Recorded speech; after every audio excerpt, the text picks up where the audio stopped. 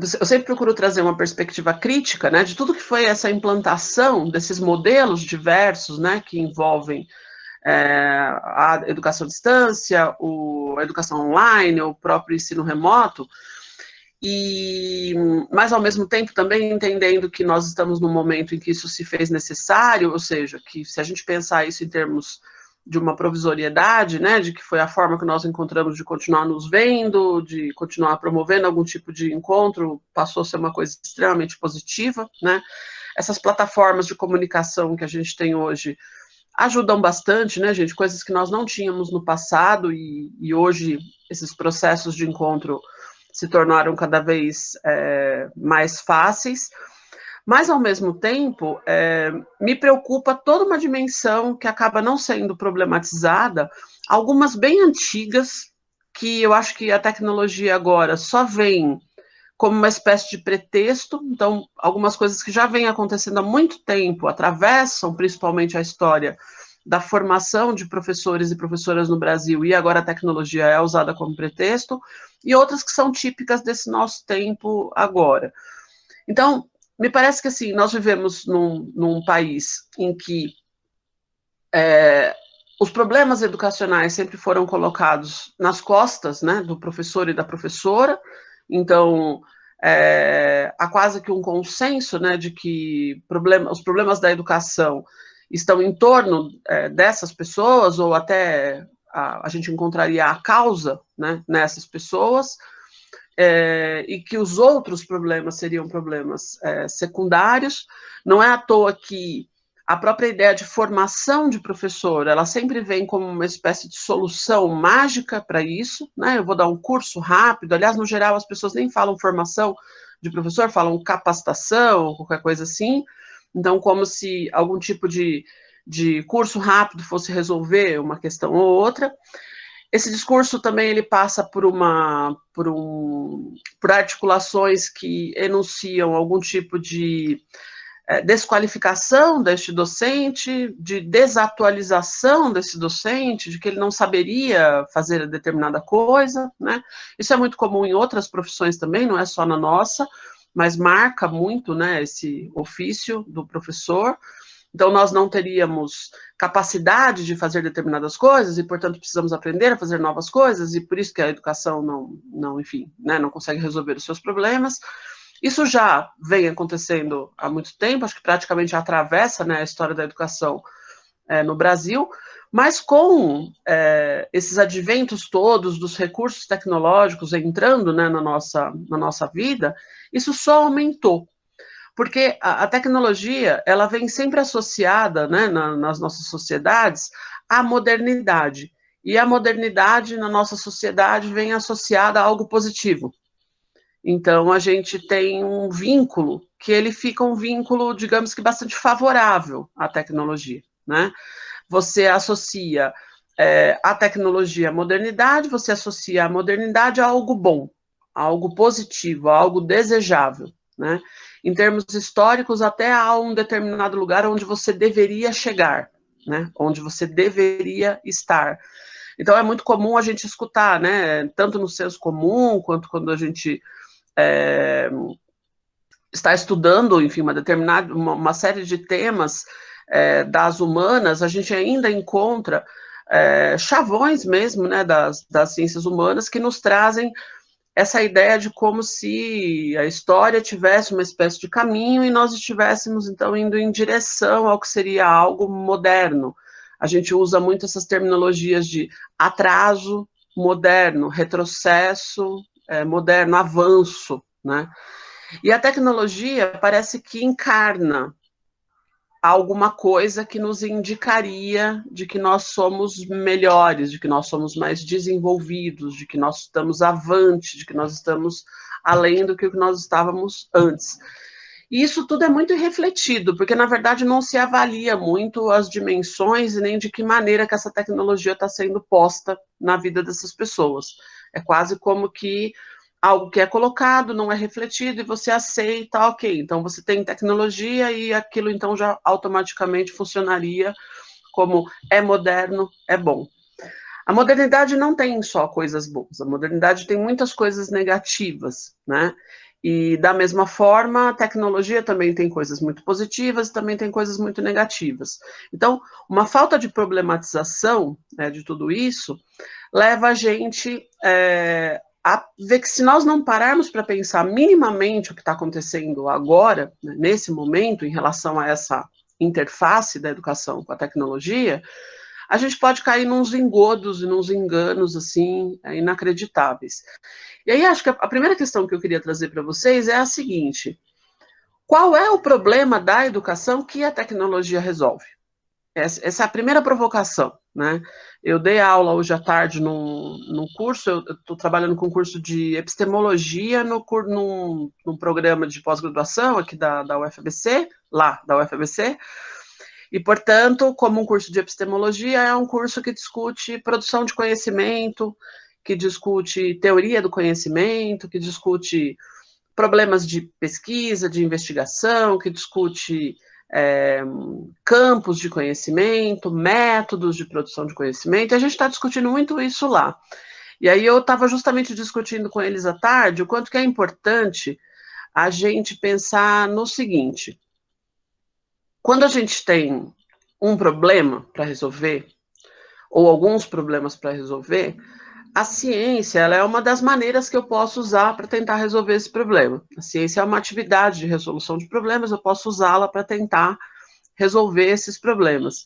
Mas eu preciso saber primeiro que problema que é esse, ou quais problemas são esses, e preciso saber como que eu posso resolver esses problemas. Então, quais são esses problemas e como que eu posso resolver esses problemas?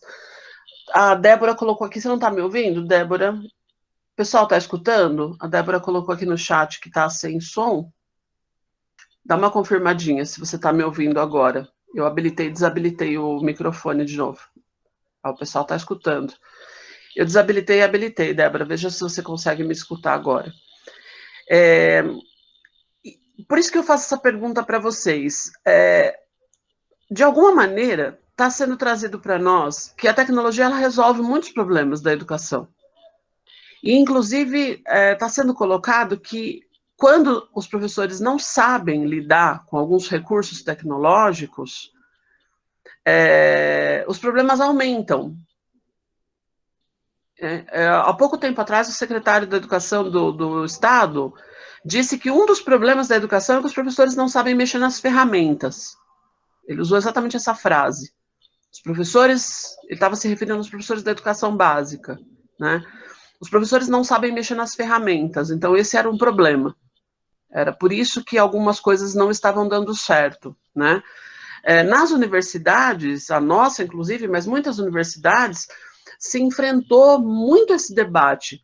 Grandes movimentos de cursos de formação, ou capacitação, ou treinamento, aí vai da universidade o nome que vai se usar, porque as coisas não estavam indo bem, porque se precisava aprender, de alguma maneira, a fazer alguma coisa, né? Essa coisa não se sabia fazer aquela coisa e você precisava fazer aquela coisa. Gente, com essa minha fala, eu não estou querendo dizer que não haja um aprendizado nesse processo todo, né? Dar aula para vocês aqui com essa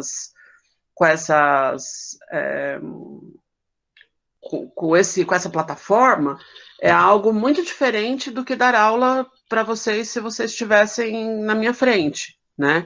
E mesmo eu que já trabalhei com EAD no passado, não era assim também, porque não existia essa plataforma antes. Então, foram nesses meses que eu tive que começar a aprender a fazer isso. Então, tem um aprendizado, né? Não estou dizendo que não tem. Mas a minha pergunta é outra. A minha pergunta é: qual é o problema que estas plataformas e estas tecnologias resolvem? Essa é a pergunta, né? Porque a gente poderia levantar vários problemas da educação e ver se realmente esses recursos tecnológicos vão ajudar a gente a resolver esses problemas da educação. Fazendo isso, eu vou conseguir encontrar um mínimo de coerência e ver se de fato esse discurso todo que eu estou trazendo para vocês aqui faz algum sentido. E aí, veja só, nós estávamos longe. nós estamos ainda longe, né, uns dos outros. E nós não podemos nos encontrar. Então, essa plataforma resolve um problema, um bom problema. Da educação? Não. Da pandemia e do isolamento social. E é uma ótima solução. Gostei da solução. Mas não é um problema da educação. É um problema da pandemia. Só que eu preciso estudar na pandemia. Então, o problema se relaciona indiretamente com o problema da educação e possibilita que a gente estude. Mas ainda assim, eu não vejo que isso resolva o problema da educação.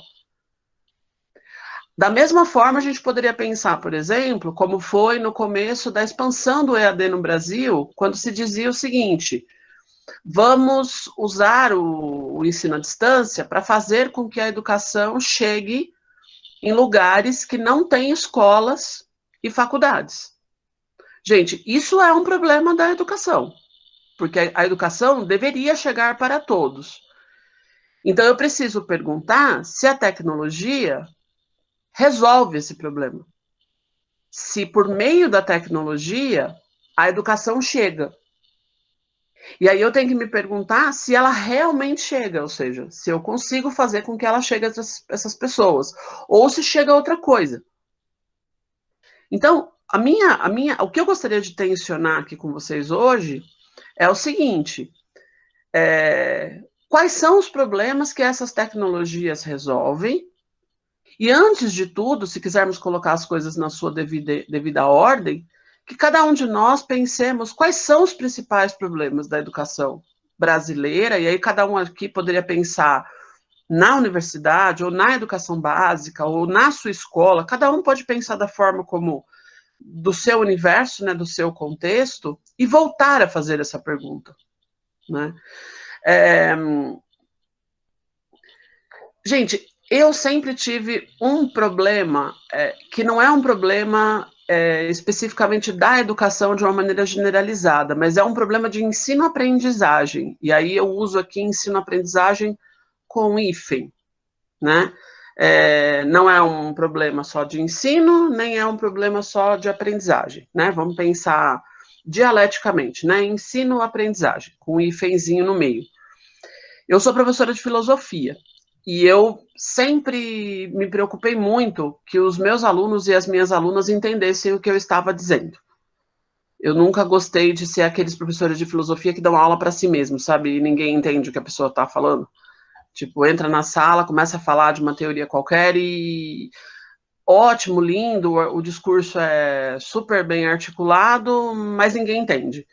Eu falava, não, tem que arrumar um jeito das pessoas entenderem. Eu entendi, as pessoas também têm como entender, né? Mas, ao mesmo tempo, eu não queria simplificar a teoria também, porque eu queria arrumar uma forma de explicar de um jeito que as pessoas pudessem entender, mas que a teoria continuasse sendo uma teoria, assim, que fosse que as pessoas pudessem ter acesso àquela qualidade de raciocínio, né? E aí, poucas vezes, poucas mesmo, tá, gente? Eu tive contato com algumas tecnologias que ofereciam possibilidades de você explicar parte dessas teorias filosóficas. Então, por exemplo, de você ter um recurso tecnológico que possibilitasse você fazer uma simulação de de um modelo qualquer que um filósofo estava criando, por exemplo, né? Ou mesmo de um processo econômico, mas assim que fosse uma imagem, que fosse um diagrama, ou que fosse um processo de simulação, alguma coisa que não fosse só eu falando, mas que fosse alguma coisa montada com recursos tecnológicos e que para o aluno, para a aluna, ficasse mais fácil de entender, né? E sempre achei fantástico quando, as poucas vezes que isso apareceu, né, para mim, assim, achei bastante genial. Teve uma experiência bem interessante que eu tive uma vez, que faz muitos anos já, que eu tive contato com uma animação em 3D, depois eu coloco o link para vocês aqui no chat, de um quadro do Picasso. Dá para encontrar fácil isso na internet.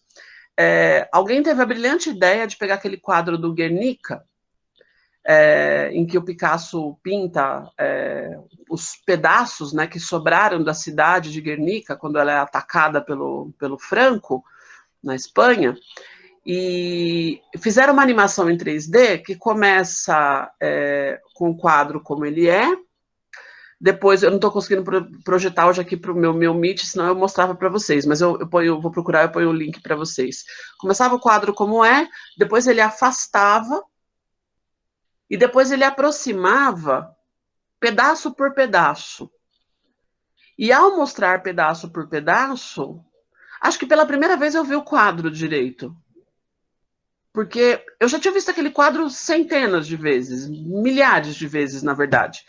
Mas só depois daquela animação eu consegui ver de verdade o quadro. Porque com a animação 3D, ele ia fazendo uma aproximação e um afastamento que possibilitasse que você via o elemento do quadro. E aí você consegue ver de verdade o que o Picasso, né, enfim, pintou. E depois eu comecei a usar essa animação para falar sobre o processo da produção de conhecimento na filosofia, essa coisa de você se aproximar e se afastar ao mesmo tempo para ir conhecendo as coisas, né? Gente, isso é tecnologia, foi a tecnologia que possibilitou esse processo, né? Então a tecnologia me resolveu um problema, ou seja, acho que eu não conseguiria traduzir, né, no discurso o que a pessoa fez na animação. Ok. Por que não é essa tecnologia que está sendo disponibilizada para nós agora? Por que é só o WhatsApp, lugar para colocar arquivo, fórum, muitos repositórios diversos, tecnologia da comunicação, basicamente. Gente, boa parte da tecnologia que está sendo oferecida para os educadores, para as educadoras, são tecnologias da comunicação. Lugares para você poder colocar as coisas e formas de você falar com seus alunos, encontrar meios de falar com eles, né? E eu acho muito contraditório todo esse discurso, porque, na verdade, se há um aprendizado que seria muito bacana para todos nós, seria justamente esse aprendizado que nos ajudasse, de alguma maneira, a ensinar e a aprender melhor, ou os nossos alunos a aprenderem melhor e a entrarem numa relação de ensino-aprendizagem melhor. Mas isso praticamente não está em discussão. Nós não temos sequer acesso a esses softwares, a essas formas de fazer esses processos. Esses dias, ao preparar um material para um local que eu vou dar aula, e é nesse formato aqui que eu estou fazendo com vocês também, o pessoal falou, manda uns slides, tal, para a gente poder apresentar o slide, né, durante a aula, beleza e tal. Como lá eles têm recursos, têm pessoas que têm condições de fazer um negócio melhor, né? Eu falei, mas precisa ser slide, né? Vocês não têm como preparar um negócio mais legal, assim, para aula? Já que a gente está fazendo, né, gente? Pelo menos tentar fazer um negócio melhorzinho, né? Do que só um slide e tal. Aí eles, não, a gente aqui tem uma equipe enorme, tem isso, tem aquilo, tem designer, tem não sei o quê. Aí eu mandei para eles um material, a Lu que está aqui, acho que vai lembrar, um material que foi produzido pela TV Cultura quando eu entrei nas Ciências Sociais em 1993. Na verdade, acho que ele foi produzido antes. Eu tive contato em 1993. Portanto, eu estou falando para vocês de algo que aconteceu há muito tempo, certo? Há muito tempo, né? É um conjunto de vídeos que, se não me engano, eram 4 episódios, chamado Ética.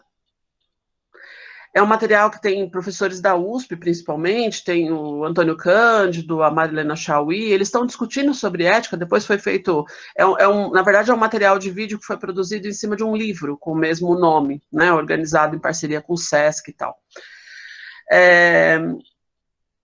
Gente, é um material de quase 30 anos, Mas se vocês verem a superioridade tecnológica do que o que nós temos hoje, em termos educacionais, é assustador. É assustador. E, na verdade, é extremamente simples, porque você tem um professor e você tem umas imagens de fundo passando, né? Eu vou tentar abrir aqui para mostrar para vocês. Música. Os conceitos principais, eles aparecem atravessando a tela. E aí eu tenho me perguntado cada vez mais, o que é isso exatamente? Que 30 anos depois, o que se tem para oferecer para nós é algo que, ao mesmo tempo, tem uma sofisticação. Você vê, a gente abre o Meet, a gente está aqui, né? Está aqui junto. Vocês estão me ouvindo? Se algum de vocês quiserem falar, eu ouço vocês. Tem uma sofisticação nesse sentido, mas, ao mesmo tempo, isso está a serviço da educação? Será? Né? Essa é a minha questão, assim. E por que não está? Sendo que essas pessoas sabem fazer.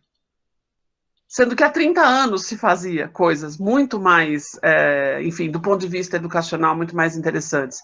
Quando eu falo do ponto de vista educacional, é essa coisa que faz você ficar com vontade de assistir um negócio, entendeu? Sabe assim, que você fala, uau, que negócio interessante, né? Que coisa bonita, que material bacana de ver, né? Então, assim, gente, a minha tese, que é um pouco de teoria da conspiração, é que ninguém quer fazer, porque não interessa para ninguém. Porque isso aqui não é um projeto para que a educação melhore. Isso aqui é um modelo de negócio, e o que se quer é que as pessoas fiquem o tempo todo usando a plataforma do Google, e aí para isso a gente já está usando, né? E assim, mesmo os recursos que foram criados, a gente aqui mesmo já falou para vocês em alguns momentos, né? Tem recursos que foram criados e tal, mas ainda assim eu acho eles muito simplesinhos em comparação à mobilização tecnológica que poderia estar acontecendo em prol da educação. Só que para isso, para começar, teriam que nos ouvir, né? O que você, educadora, o que você, educador, precisa?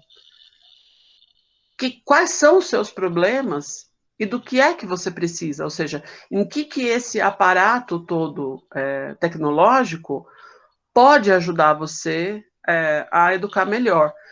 Então, para mim está cada vez mais evidente que não há nenhum interesse, né? De que não há interesse, e a minha tese é de que não há interesse, porque os recursos estão disponíveis, né? Tem muita gente boa que trabalha com isso, eu não sei fazer, ou seja, eu estou falando de uma coisa que eu não sei fazer, eu sei educar, mas eu não sei produzir esses materiais. Mesmo os exemplos que eu dei para vocês, não são coisas que eu saberia fazer. Eu sei que é fácil fazer, porque a gente conversa com as pessoas profissionais da área, né? A gente sabe que não é difícil fazer.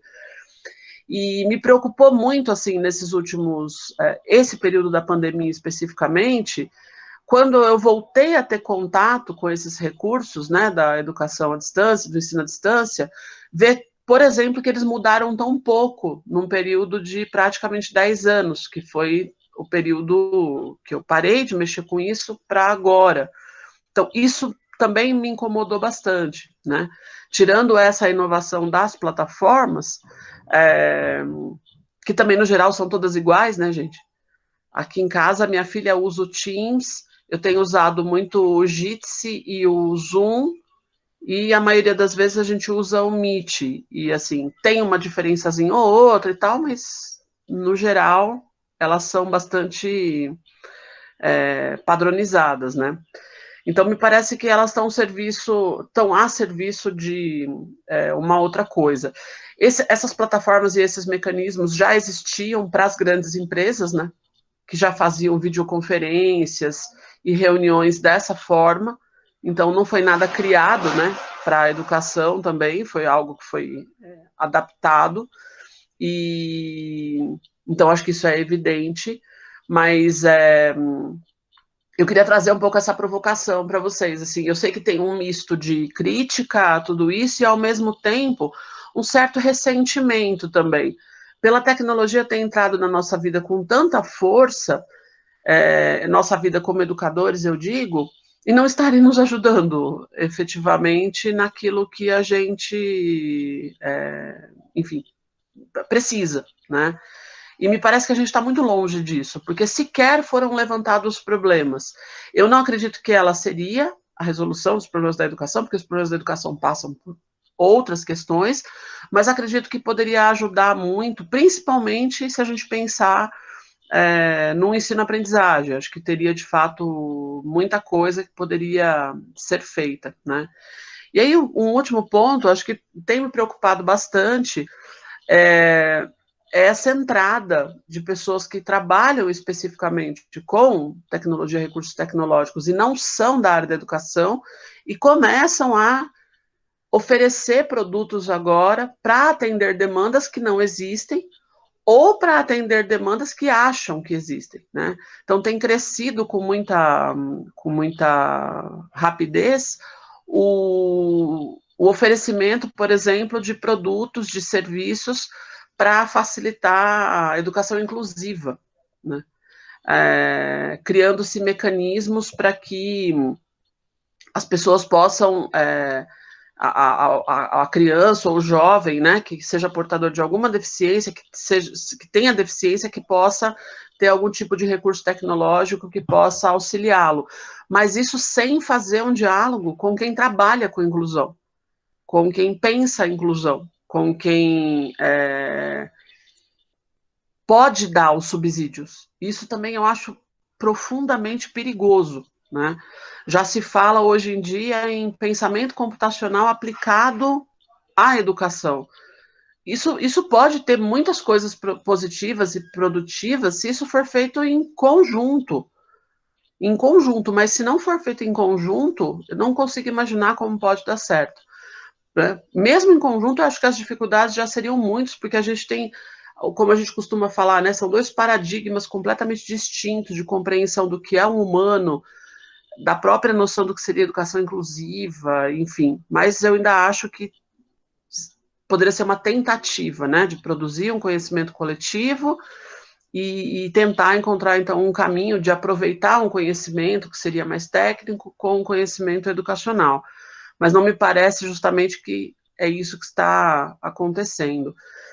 Então, acho que, assim, esses são os meus pontos, né? Uma inquietação muito grande em relação a esse reducionismo do que tem sido oferecido para nós em termos de tecnologia, que no geral é a tecnologia da comunicação. Durante muito tempo se chamou de novas tecnologias, né, da comunicação e da informação. Não são novas já há bastante tempo, depois parou-se de chamar assim, mas que se reduz a tecnologia de comunicação, e que isso é uma escolha, né? Ou seja, é uma escolha de oferecer um determinado tipo de recurso tecnológico, né, para esses professores e para essas professoras, e da gente pensar até que ponto que esses recursos resolvem os nossos problemas, né? E a provocação da gente pensar que nós não podemos confundir que o fato destes recursos estarem resolvendo alguns dos nossos problemas de agora, isso não significa que esses problemas sejam problemas educacionais. E eu não nego que eles estejam ajudando a gente a resolver problemas, mas não necessariamente resolvem os nossos problemas educacionais. Na verdade, provavelmente isso está causando o aumento do maior problema educacional que nós temos no país, que é a desigualdade educacional. Porque ao mediar a educação por uma plataforma como essa, a gente coloca todo mundo que não tem acesso a isso fora do âmbito da educação. Então, das últimas décadas, vai ser a primeira vez que nós estamos fazendo isso em larga escala, aumentando quantitativamente e qualitativamente ainda mais a desigualdade educacional, que já não era pequena. Então, se for cruzar, né, a tecnologia com os grandes problemas educacionais, provavelmente isso até aumentaria ainda mais, né?